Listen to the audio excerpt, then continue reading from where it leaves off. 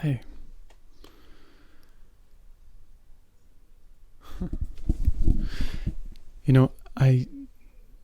These videos they take a lot more effort, with the audio and the camera, so I make less of them, but I just wanted to come on and make a video talking about reasoning and why reasoning is one of the most important vehicles that we can use in our experience.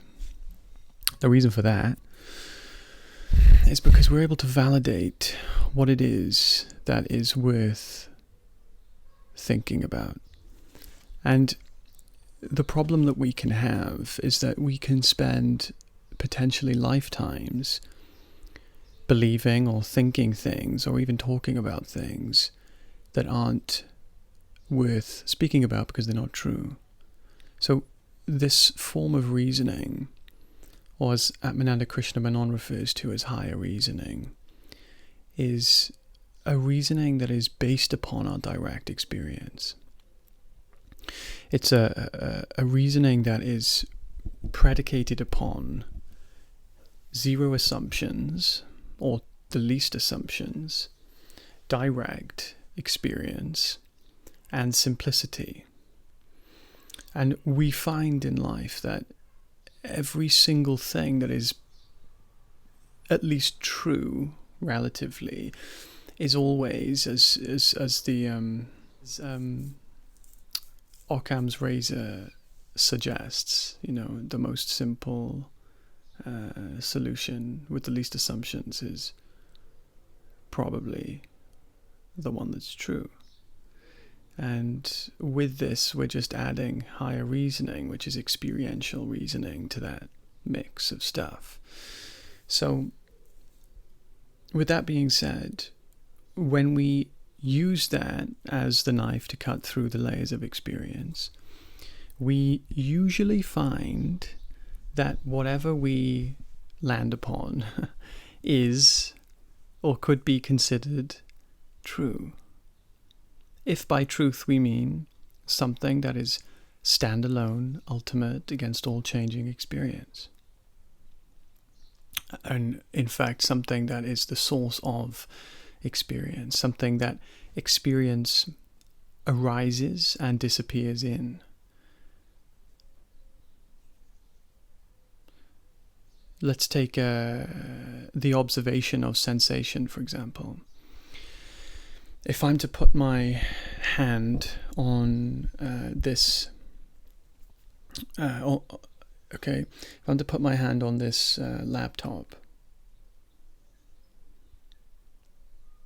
without going into the concepts of laptop and hand, there is a sensation.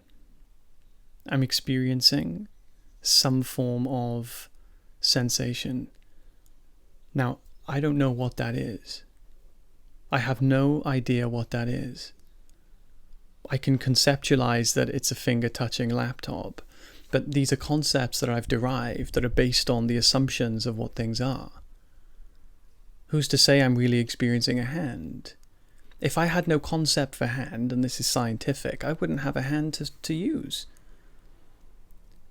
The kitten experiment with the kittens walking into vertical lines who were born and raised without vertical lines will just be invisible to them. So we can't really believe those types of perceptions. So anyway, let's go back to the investigation. I'm touching the sensation, and there is just the sensation that's appearing.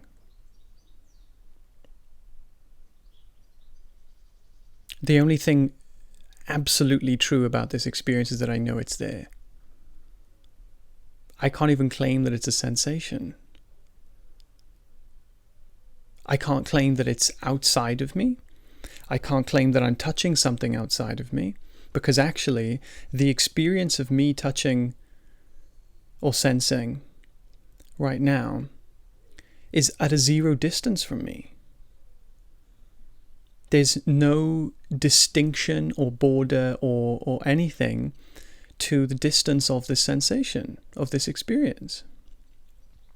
And in fact, if I was to compare the inner experience of a thought with the seeming external experience of touching, they take place in the same place. If we're going to claim that a thought is inside us and objects are outside us, we must be able to experience the object outside us, right? But when I go to touch the very thing that appears to be outside me, which you can try in your own experience right now, there is no experience of anything outside me. The experience, not the thing that we assume is happening, the actual experience of the sensation of the thing I'm appearing to touch is taking place in the same place as my thoughts, which we all can agree somehow take place inside us. So where is my experience of touching an external object? If we're basing on the true facts of what is actually happening. Try it. You may think, well, no, the thought, the sensation is like here, and my thoughts are in here.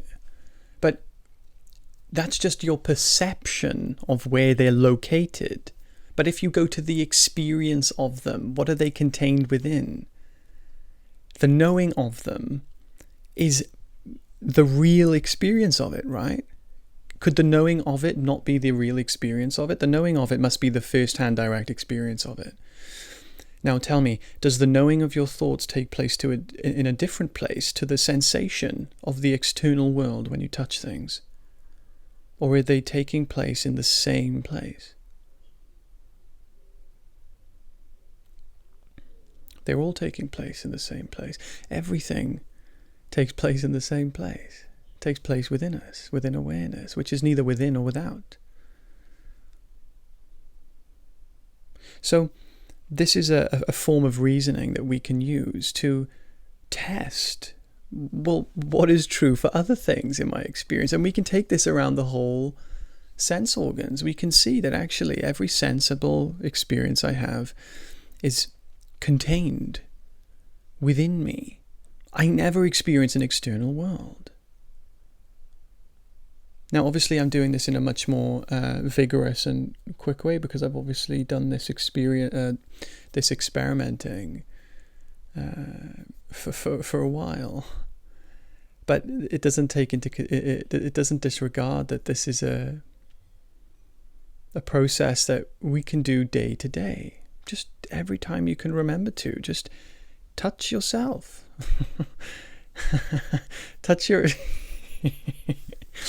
Just touch things. Listen to things. See where the experience is taking place. Don't go to where it's perceived to take place. Where it's perceived to take place is an idea that's assumed. We assume the bird tweets over on the tree because we assume that there's a tree that we see. But that's going into conceptual things. We don't really know what we're seeing. We're seeing something. That's true. That's absolutely true. We're seeing something. Something is appearing. To claim what it is and to claim there's a bird and to claim there's a tweet and the tweet's over there, that's not going to our experience. We are hearing the tweeting bird.